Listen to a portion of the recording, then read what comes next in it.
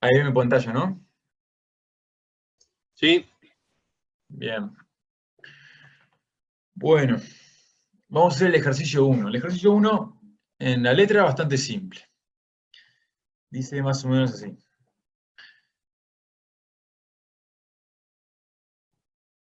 Se desean enfriar 1200 libras hora fit cuadrado de agua desde una temperatura superior 97 grados Fahrenheit hasta una temperatura inferior de 85 grados Fahrenheit.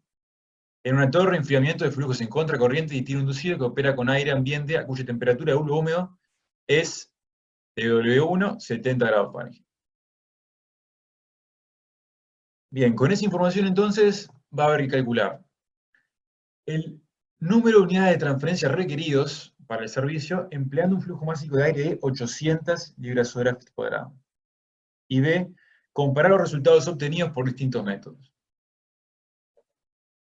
Bien, vamos a responder entonces cómo calcular las unidades de transferencia requeridas para ese flujo de aire y lo vamos a hacer por varios métodos.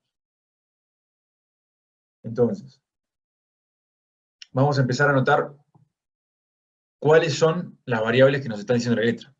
Obviamente, cuando nos daba el caudal de agua a enfriar, eso es el L que hablaba Rodolfo hace unos instantes.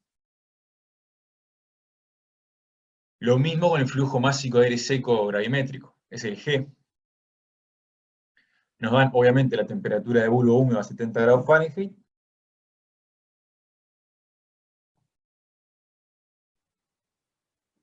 Y la diferencia de temperaturas. Queremos enfriar el fluido desde, o sea, es agua, desde 97 hasta 85 grados Fahrenheit. Bien, entonces Rodolfo estuvo hablando hace unos instantes de la expresión de cálculo de los NTU. Uno podría pensar una parte que vendría a ser el NTU disponible y una parte que vendría a ser el NTU requerido. O sea, el NTU disponible, como dijo Rodolfo, depende en sí de cuestiones estructurales y del relleno de la torre, además de variables operativas. Si estuvieron siguiendo Rodolfo en los últimos minutos, estuvo discutiendo respecto de cómo variaba el coeficiente K sub I con el caudal de agua. Además, también aparece explícitamente el caudal de agua en ese NTU. Pero se le dice disponible porque en cierta manera es lo que es más robusto con la torre, en contraste con el requerido que depende fuertemente de las condiciones de operación y de las condiciones de entrada de mi aire.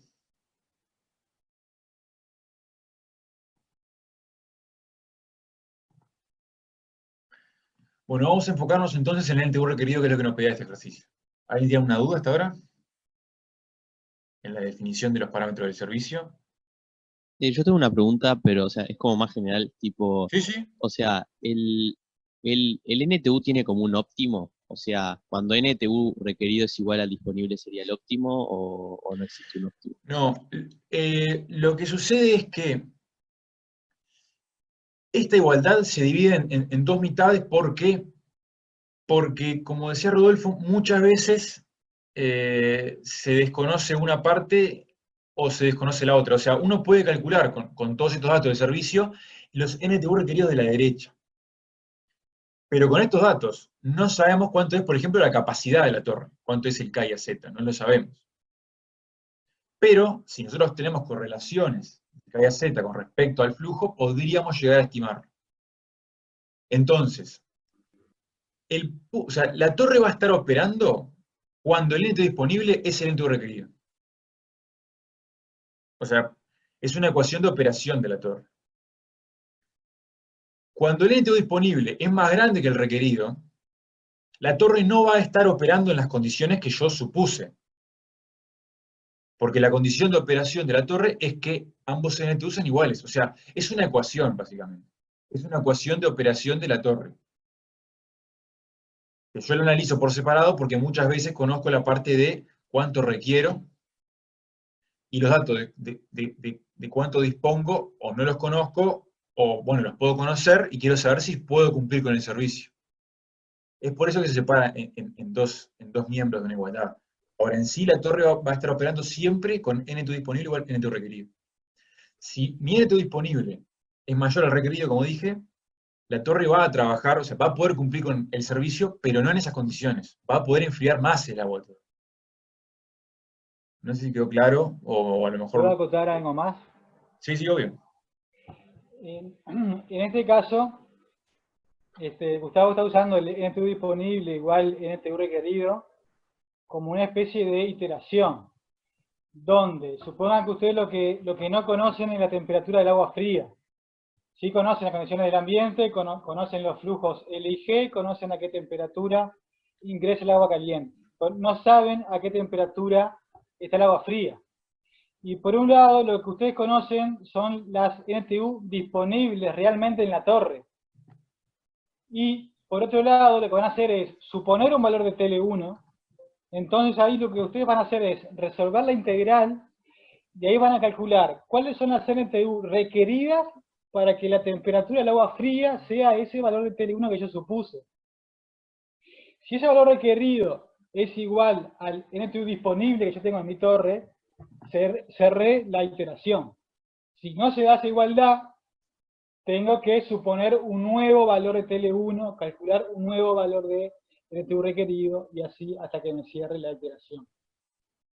Después, otra cosa que tienen que tener bien claro es que NTU, cuando hablamos de NTU disponibles, estamos hablando de NTU disponibles de una torre que físicamente ya existe. Ya la tenemos y ya está definido cuál es su altura de relleno, cuál es el ventilador que tiene, cómo es el sistema de distribución de líquido que tiene y demás.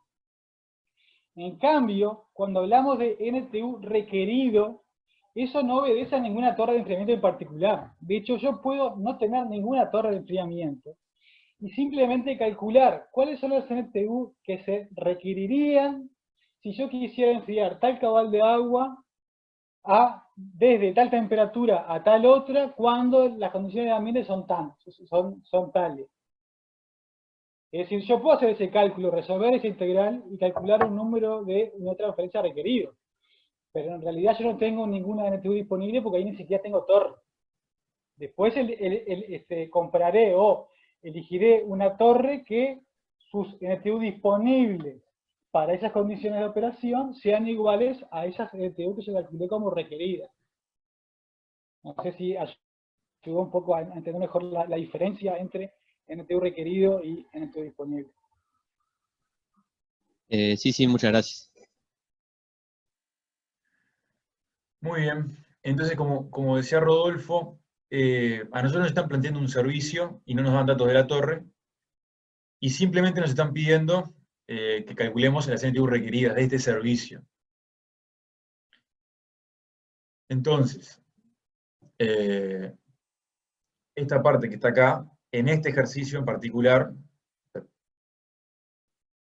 esto que está acá, saber que son iguales en la condición de operación de la torre y cómo se podría calcular el neto disponible, no lo vamos a utilizar, porque no nos dan datos de la torre, no nos dicen nada respecto al neto disponible. O sea, en principio no sabríamos si la torre puede o no cumplir con el servicio que nos está proponiendo este problema. Solamente nos están pidiendo el neto requerido. En ese cual entonces nos vamos a enfocar ahora. Bien, vamos a llevar un poco a tierra todo lo que estuvo hablando Rodolfo hace unos instantes respecto de cómo calcular esta integral. Si se fijan, es una integral cuyo dominio son las temperaturas del líquido, que van variando a lo largo de la torre, y la función integral es el inverso del potencial de las entalpías, o sea, Hg asterisco es la entalpía del aire saturado a la temperatura del seno del agua. Y Hg es la entalpía del aire en la misma sección del agua a la temperatura TL. O sea, si yo me estoy moviendo, imagínense que se está moviendo vertical en la torre. En una cierta altura vertical, en un cierto Z, yo puedo ver, es un poco, digo, cómo se construyó el modelo, ¿no? En esa sección se asumió que toda el agua estaba a la misma temperatura, y además, la temperatura en la interfase era igual a la temperatura en el agua, o sea, la temperatura es única, TL, Y entonces, la entalpía de mi aire que está en la interfase es la entalpía de saturado a la temperatura del agua, que es única. La entalpía en el seno del aire es Hg, ¿tá? Que también varía a lo largo de la torre. Es más obvio ver que Hg asterisco varía, porque si se acuerdan del diagrama ciclométrico, obviamente la entalpía de un aire saturado a distintas temperaturas va a variar. Yo en la torre voy recorriendo desde la cabeza que en las bandejas de distribución que está a TL2, en este caso a 97 grados, hasta el fondo del relleno, que son 85 grados, va a haber una cierta variación de la temperatura. Obviamente Hg asterisco va a variar. También va a variar la entalpía de mi aire. Bien. Ahora, ¿cómo van a variar? Eso es un poco lo que estuvo hablando Rodolfo sobre hacer particiones de la temperatura para averiguar cómo varían dichas entalpías. ¿Está? Entonces, básicamente, como resumen de lo que acabo de decir, para calcular el NTU requerido precisamos resolver esa integral. ¿Qué es esa integral? Bueno, es una integral en el dominio de la temperatura del agua, del inverso del potencial de entalpías. Siendo ese potencial Hg asterisco, que es la entalpía saturada en la interfase, que es la entalpía del aire saturada a la temperatura del líquido, y la entalpía en el seno del aire, que es la entalpía del aire en la misma sección de esa temperatura considerada. Ahora vamos a ver cómo calcular cada una de esas entalpías. Vamos a calcular con la entalpía del aire en la misma sección, que es básicamente, o mejor dicho, resulta de la línea de operación. Una de las ecuaciones que mostró Rodolfo más importantes, si se quiere, es la línea de operación. O sea, cómo va variando mi entalpía en el seno del aire a medida que yo voy subiendo en la torre y variando mi temperatura de líquido. Entonces, en la base, cuando la temperatura del líquido es TL1, yo voy a estar a una entalpía que es justamente Hg1. Es la entalpía de entrada del seno del aire. Después, a medida que voy subiendo, para cada temperatura tengo una entalpía. ¿Bien? ¿Alguien tiene alguna duda respecto a esto?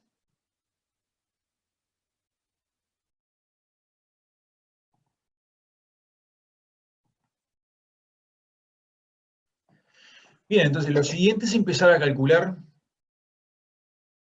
todos estos parámetros. ¿Por qué? Bueno, porque yo puedo conocer, yo tengo L y tengo G, puedo conocer cuánto es L sobre G, el C sub P del agua es 1, la temperatura en la base del relleno es 85 grados Fahrenheit,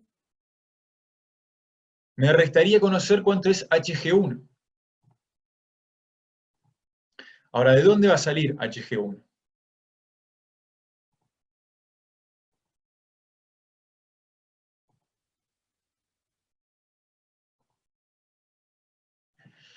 Hg1 lo voy a poder conocer utilizando la temperatura de bulbo húmedo a la entrada. ¿Por qué? Porque no conozco la temperatura de bulbo seco, o sea, no tengo dos puntos de mi diagrama ciclométrico para poder establecer cuál es la entalpía exacta de mi punto. Porque recuerden que para entrar al diagrama ciclométrico, en algo que no está saturado, preciso dos puntos. En este caso, no me dicen que mi aire esté saturado, pero sí me dan su temperatura de bulbo húmedo, con la cual yo puedo estimar,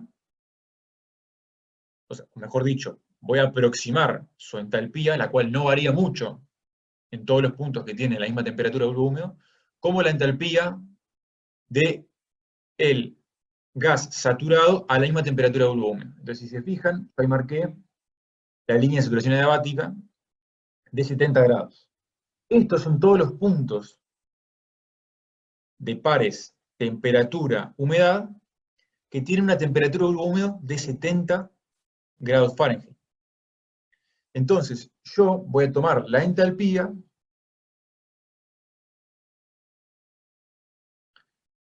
igual a la entalpía del gas saturado. Entonces, lo que voy a hacer es pararme aquí, en la de 70 grados Fahrenheit, y leer en la recta de entalpías. Me quedo medio corrida la flecha. Ahí está. Esta recta que está acá me está dando las entalpías de los diferentes puntos en BTU por libra de aire seco.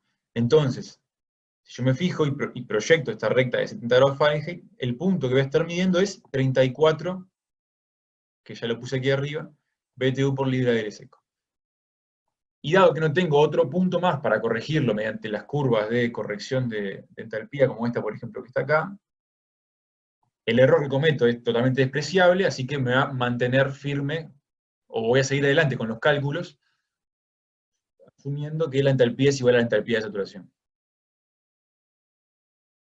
¿Alguien tiene una pregunta de esto?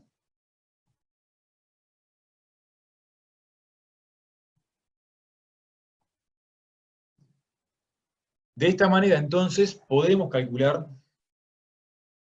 en cualquier caso, si no nos dan 2 puntos del ciclométrico, que nos den la temperatura de bulbo húmedo, ya está, nos va y nos sobra, para poder decir cuánto es Hg1, y por ende, para poder sustituir su valor en la línea de operación.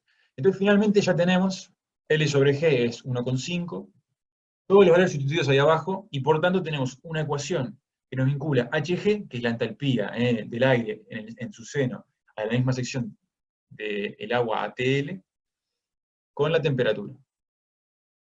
O sea, problema de cómo calcular Hg solucionado. Vamos a ver a continuación cómo calcular Hg asterisco. Puedo hacerlo de 2 formas, básicamente. Una es ir al gráfico ciclométrico.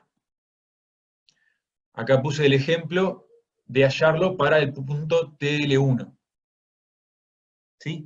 O sea, si yo me paro en la base del relleno, la temperatura del agua va a ser 85 grados Fahrenheit. Entonces, Hg es la entalpía del gas saturado a 85 grados Fahrenheit.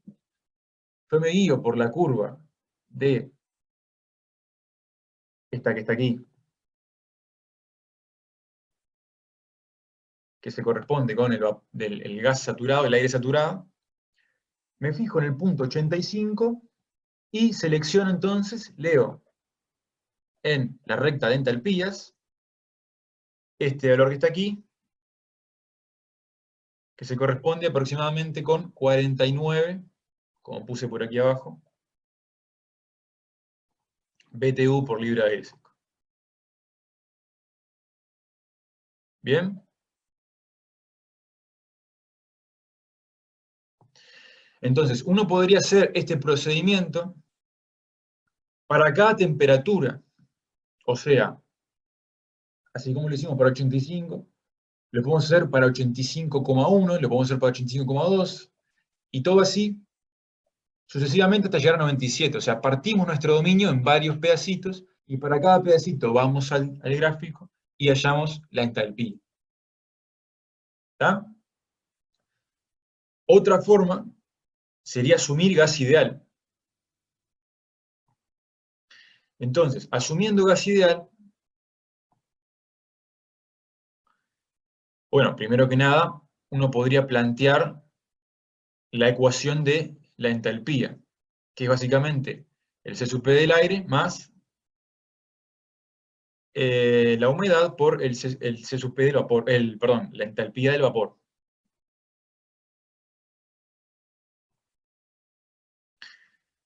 Entonces, ¿qué datos me falta conocer de esta expresión? Me falta conocer cuánto son las temperaturas de referencia, tanto para el aire como para el vapor, y me falta conocer cuánto es la humedad de mi compuesto, de mi aire. Como yo ya sé que Hg es la entalpía del aire saturado ATL, yo puedo ir, si recuerdan de las clases de Rodolfo de ciclometría, él presentaba, suponiendo gas ideal, un método bastante sencillo para hallar cuánto es la entalpía, la humedad, perdón, de una mezcla aire-agua saturada. relacionando las presiones parciales del agua saturada. Estas presiones de saturación se pueden encontrar en pirografía de la misma forma, si se acuerdan, si esto les hace acordar la forma de la expresión, cuando hacíamos Clapeyron en destilación. Después de todo, es vapor en equilibrio con un líquido, porque está saturado mi aire. Entonces yo les puse ahí, les marqué, por ejemplo, para vapor de agua, unos valores que se pueden utilizar.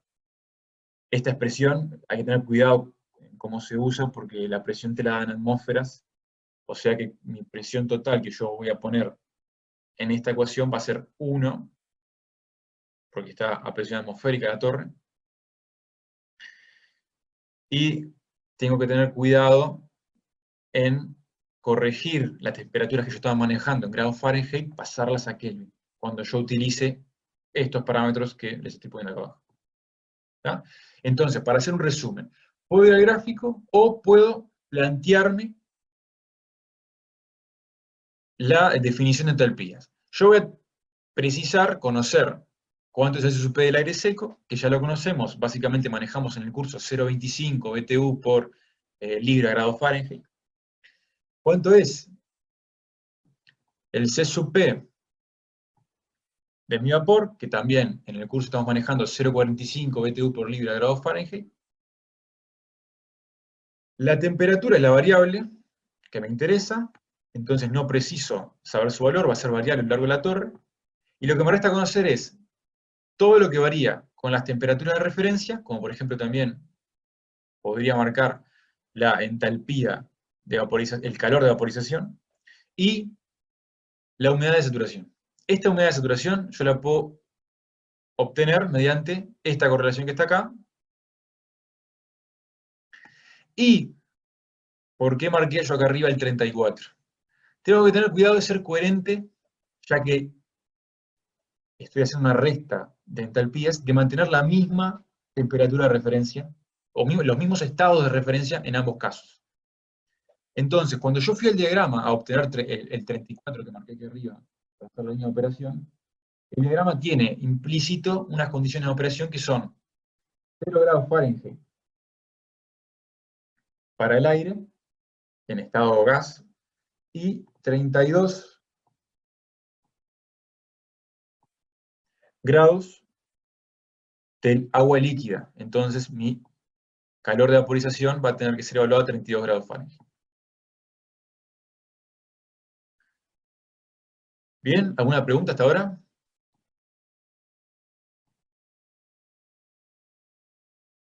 ¿Algún comentario de algún docente que quiera hacer? De mi parte no.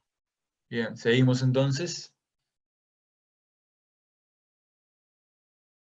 con un comentario mío, que es básicamente lo que les mostraba Rodolfo. Cuando Rodolfo decía la línea de operación y le graficaba las entalpías en función de la temperatura, es básicamente esto que estamos haciendo nosotros. La recta roja, que yo ya le voy a volver a poner la misma diapositiva, pero fíjense en que la línea de operación es esta que está acá, está en rojo en la siguiente diapositiva. ¿Bien? O bueno, parece medio violeta en cómo se ve en la imagen. Y después, en azul, en celeste, lo que parece una recta, pero en realidad es curvo, es mi entalpía de saturación. O sea, mi entalpía del aire saturado. Entonces, si yo me paro, como por ejemplo,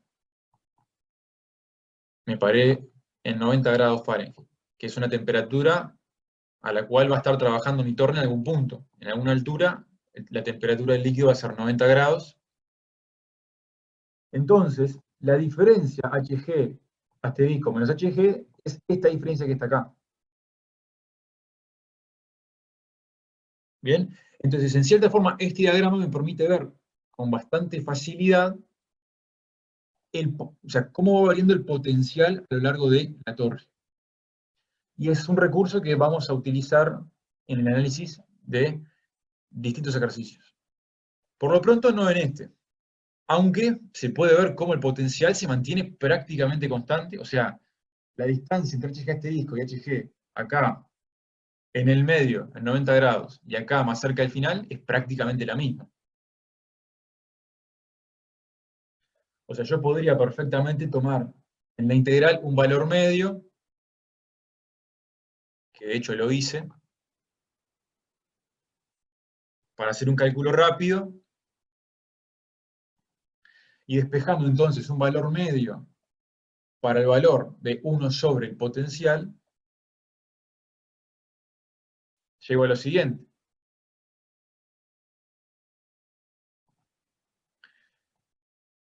La diferencia de temperaturas es 12 grados Fahrenheit, es el rango. Y después tomé los valores que ya conocemos para hacer una estimación rápida. Que si se fijan, son aquellos que están evaluados en el primer punto. Y haciendo una estimación rápida, ya sé que mis NTU requeridos van a estar alrededor de 0,8 libras grados Fahrenheit BTU.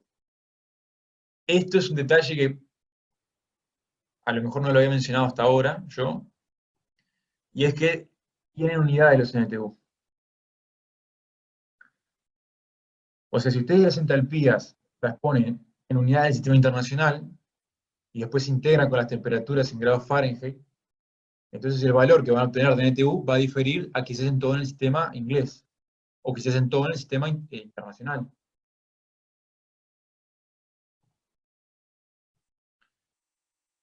¿Bien? Pero bueno, esto en realidad es un comentario como para que tengan presente más que nada la existencia de este tipo de diagramas, donde se ve bien claro el potencial de transferencia. Una consulta. Sí. En este caso es porque particularmente que la diferencia es prácticamente constante o siempre pasa eso. No, lo que resulta cuando la curva HG asterisco es algo así, voy a graficar medio grueso, ¿no? Es algo así, es bastante curva. Y la línea de operación es una línea, obviamente, ¿no? Entonces, lo que sucede es que en otros puntos, a lo mejor en este rango y con con este L sobre G, la pendiente hace que justo los puntos de contacto, o sea, cuando se plantea el potencial, se tiene algo bastante constante. Ahora, si estuviésemos trabajando en otras partes, o con otra pendiente, por ejemplo, si mi pendiente fuese así, por más que esté trabajando en el mismo rango de temperaturas, mi potencial va a ser muy bueno a temperaturas bajas y muy malo a temperaturas altas. De todas maneras, no va a ser constante a lo largo de todo el rango. O sea, esto, si se quiere, es como una situación particular. O sea, la pendiente de esa línea de operación está dada por la relación L sobre G. Si esa Claro, relación cambia, la pendiente de esa línea de operación también cambia. claro, exacto. Y mismo si estuviese trabajando en otro, si mi servicio fuese en vez de 85, en vez de 85 a 97 fuese de 90 a 82, tendría la misma pendiente,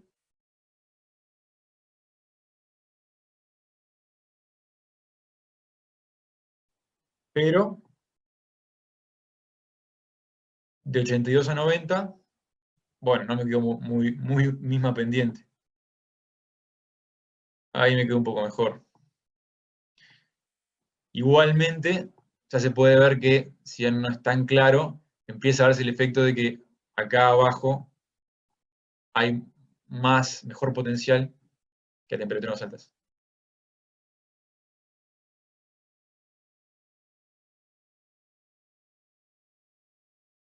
Bueno, vamos entonces a ver en este ejercicio los métodos que ya comentaba Rodolfo.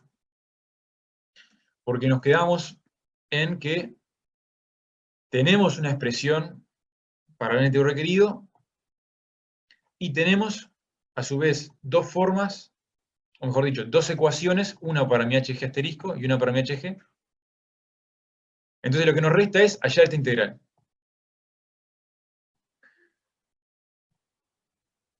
Esto se puede hacer de varias maneras. Se puede hacer mediante integración numérica, utilizando los nomogramas de Woods y Betts, los de Carey-Williamson, o el método de Chebyshev. Básicamente, las que acabamos de ver hace unos instantes. Entonces yo voy a comenzar por integración numérica. Voy a usar el método de los trapecios. Básicamente, esta integración numérica lo que implica es, como ya deben estar acostumbrados a esta altura, dividir mi dominio en varios puntos, evaluar mi función en varios puntos, y estimar el área bajo la curva mediante trapecios. O sea, construirme una función, dado que pueda calcular cuánto es el área entre cada segmento de la función, para luego sumarlas todas y tener la integral final. Bien. Entonces,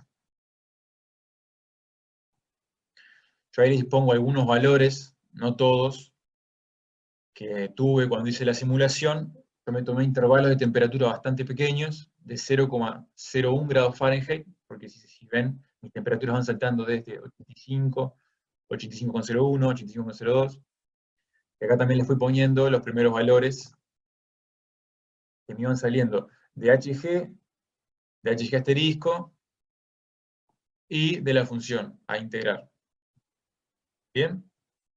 Si se fijan, yo para HG asterisco, lo que fui usando para hacer diferencias tan pequeñas, no fui al diagrama cada vez por cada temperatura, sino que directamente utilicé el método de cálculo suponiendo gas ideal para hallar la humedad de saturación y poder calcular la entalpía sin tener que pasar por el diagrama de ciclométrico.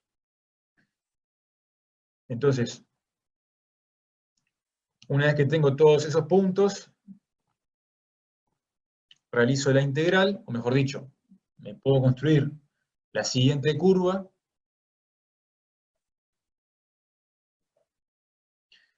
realizo la integral, y llego entonces a que se precisan 0,858 en unidades inglesas, se requieren 0,858 NTU en unidades inglesas. Este es el método integral numérica, haciendo trapecios, hallando el área bajo la curva para varios puntos de mi dominio. ¿Está? No sé si tienen una duda.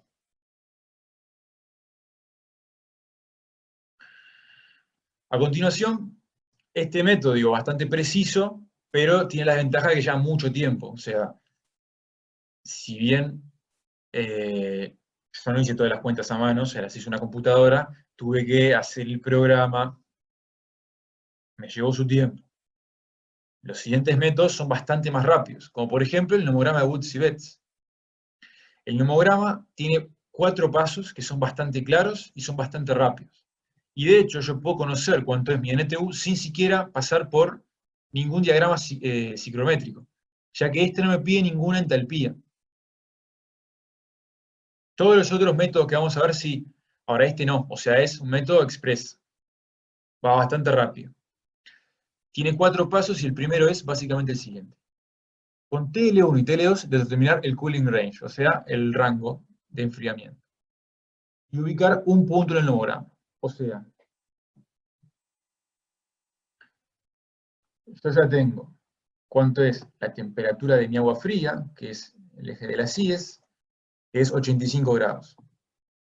Si se fijan, ahí yo pinté la curva de TL1 85 grados, y mi rango son 12 grados Fahrenheit. Entonces, la vertical de 12 grados Fahrenheit está en azul, la de 85 grados Fahrenheit de temperatura de agua fría está en rojo, el punto en el cual se cruzan lo marqué en negro.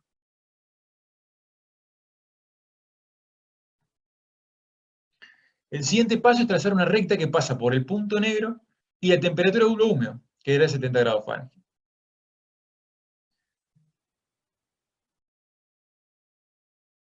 El siguiente paso, si se fijan, voy a aclarar por las dudas, la recta de bulbo húmedo, de temperatura de bulbo húmedo, es esta que está acá, o sea, la primera de todas, que tiene valores de entre 40 y 90, por las dudas. Bien, entonces, ubicando 70 y el punto negro, que es el que hicimos en el paso 1, trazo la recta, y a continuación trazo la paralela que pasa por L sobre G. L sobre G es 1,5, entonces yo trazo la paralela, que la puse en rojo, y cuarto paso, leer el valor NTU en la intersección con la escala. Entonces, si se fijan, ahí me está cortando la recta más hacia afuera, que es la que me da el valor de NTU. Y yo le puse a vista 0,85. Lo cierto es que también este valor tiene, este método tiene su error por ser un método gráfico y además no es tan preciso. O sea, yo tiré ojímetro 0,85. Si realmente preciso, con bastante rigurosidad cuánto es el valor, tendría que usar un método un poco más preciso. Pero no es una mala aproximación, si se fijan, en el método más preciso que puedo hacer, que es la integral numérica, yo llegué a 0,858. Con Woods y Betts estoy en 0,85 aproximadamente. ¿Alguna pregunta de Woods y Betts?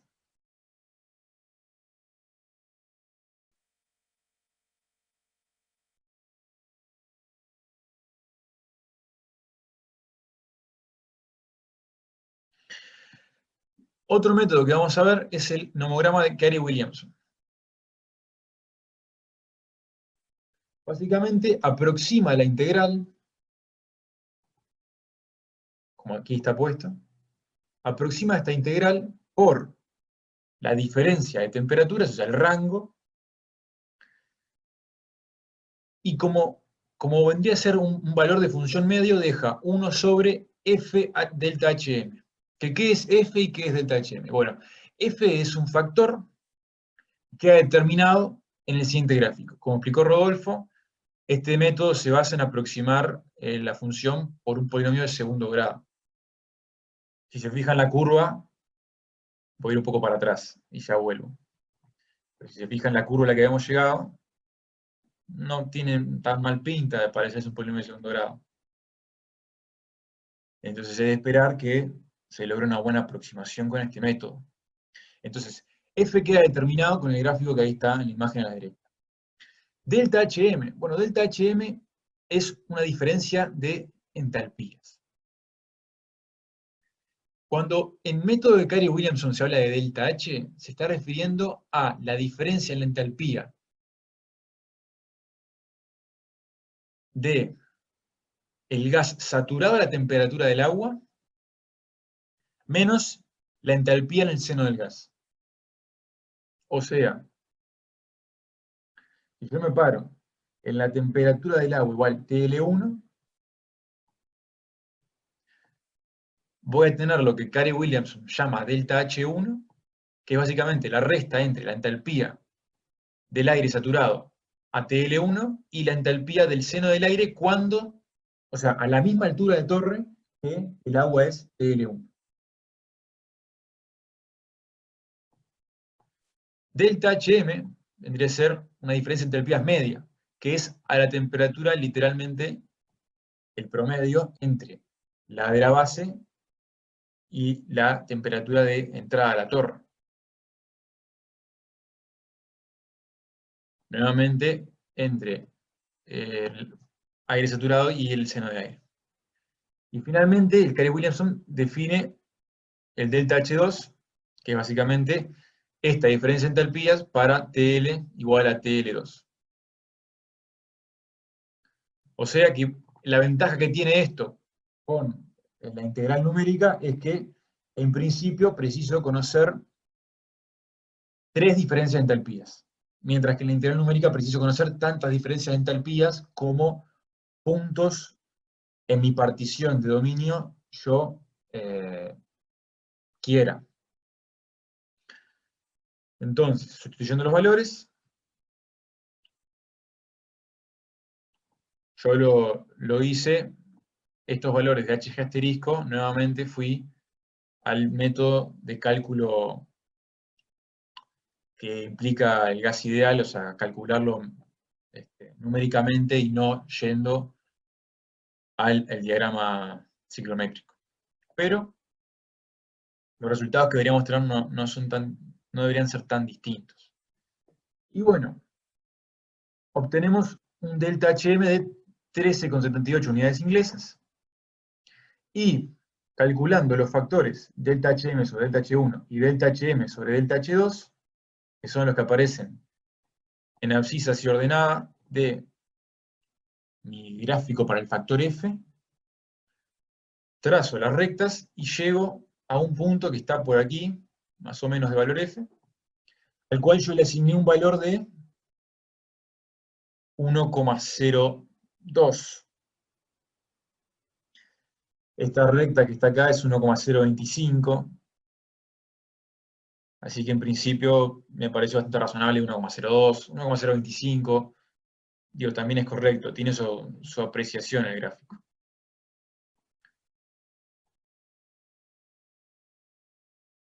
Entonces, con el delta HM y el F, ahora puedo calcular entonces, ya que yo ya sé el rango, que son 12 grados Fahrenheit, cuánto es mi NTU requerido, que son 0,854 unidades inglesas. Fíjense en que da muy parecido a la integral numérica, que era 0,858. Acá me quedó 0,854. ¿Alguna duda de este método? Una pregunta, ¿esto Sí. sería mejor que hacer tipo pocas particiones en el método integral? Sí, ¿no? Seguro. Sí, Mucho más preciso. en principio me animaría a decirte que sí por cómo es la curva, más que nada. Porque si te fijas,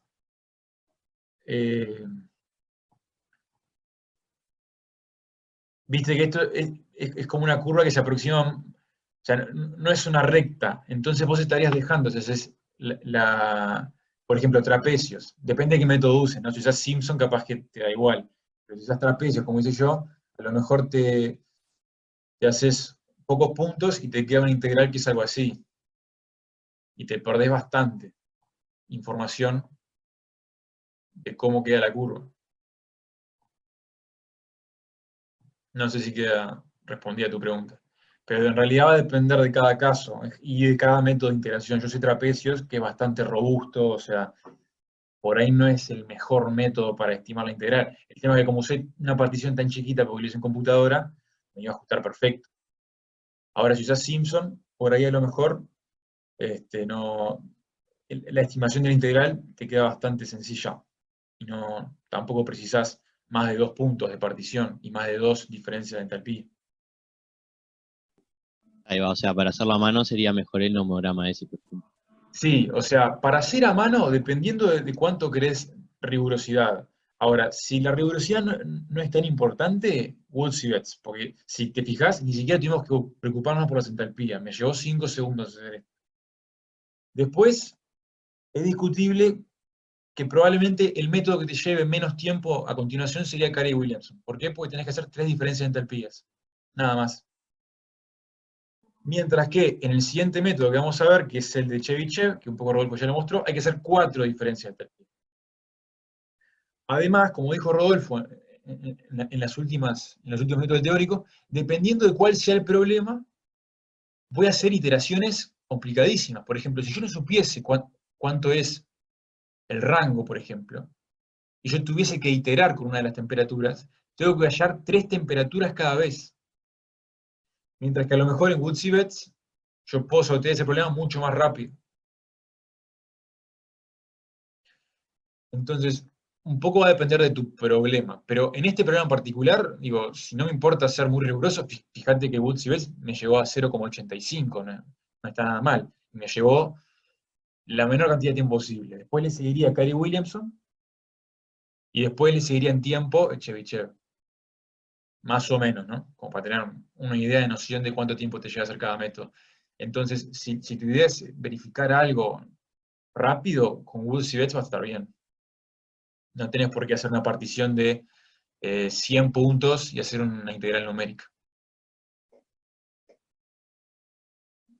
Bien, Ahí va, gracias. nada. Quería acotar respecto a la pregunta que Sí, hicieron. Vos, Gustavo, el método numérico lo hiciste en MATLAB, sí. dividiendo el rango en cuántos intervalos. Lo hice de temperaturas de 0,01, o sea, 1200 intervalos. 1200. Sí, Está.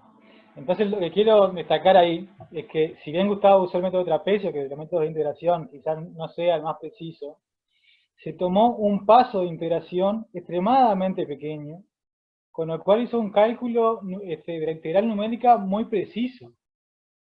Y fíjense que el método de Chebyshev, dividiendo el intervalo, o sea, tomando únicamente una temperatura intermedia, o sea, los dos extremos, y una sola temperatura intermedia, logró un valor de la integral que es muy próximo al que obtuvo Gustavo con 1000 y pico de intervalos. Entonces, esto resalta lo bastante preciso que resulta el método de Cary-Williams. Era solo eso nomás, Gustavo, sí, seguimos. sí, sí. Perfecto.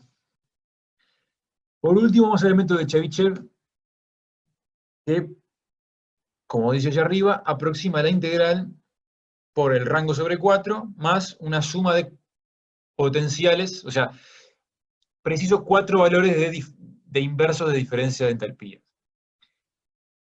Acá, como decía un poco, respondiendo a la pregunta, es como, de estos 3 métodos que están en la cuaderneta, es como el que te lleva un poquitito más de tiempo, pero vamos a ver que resulta ser más preciso, al menos en este ejercicio.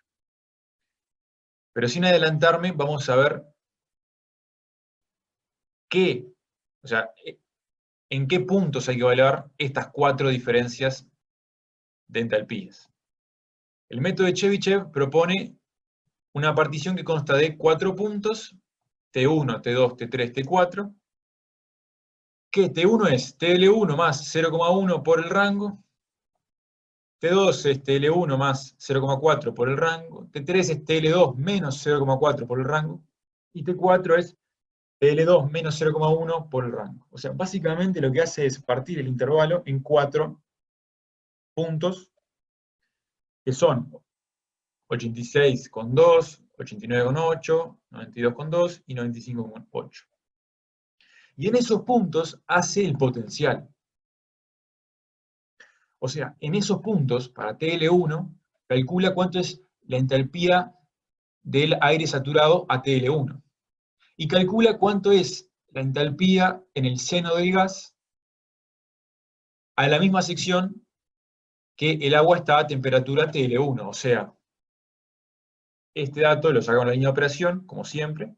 Este dato lo saca de, ya sea el diagrama ciclométrico o el cálculo numérico de la entalpía del gas saturado, y lo hace 4 veces para cada uno de estos puntos. Luego los mete en su expresión,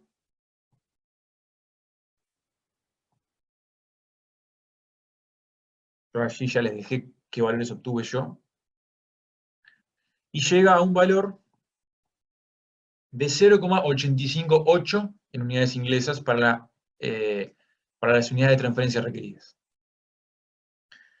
O sea, básicamente llegó al mismo número que llegué yo haciendo el cálculo de integral numérica, haciendo particiones de 0,01. Entonces eso destaca bastante lo bueno que fue el método de Chebyshev. Ahora, tampoco debería, o sea, eso no le quita mérito a Cary-Williamson, que con un punto menos, o sea, tuve que evaluar una temperatura menos, y me dio un valor muy bueno. Woods y Betts no tuve que evaluar ninguna entalpía, y me dio un valor bastante razonable.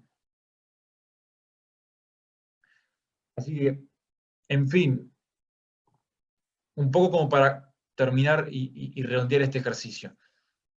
Uno puede elegir cualquiera de estos 4 métodos para estimar cuánto es la integral. ¿Sí? En principio, la integración numérica es más precisa, y hoy en día con la capacidad de cómputo no es mucho problema. Pero hay otros métodos más rápidos y que muchas veces cuando se quiere verificar algo o se quiere corroborar algo, no es necesaria tanta precisión, pueden ahorrar mucho tiempo. Por ejemplo, Woods y Betts. O Kerry Williamson, que me dan aproximaciones razonables, con un tiempo de cómputo bastante bajo y bastante intuitivo de manejar. No sé si alguien tiene una pregunta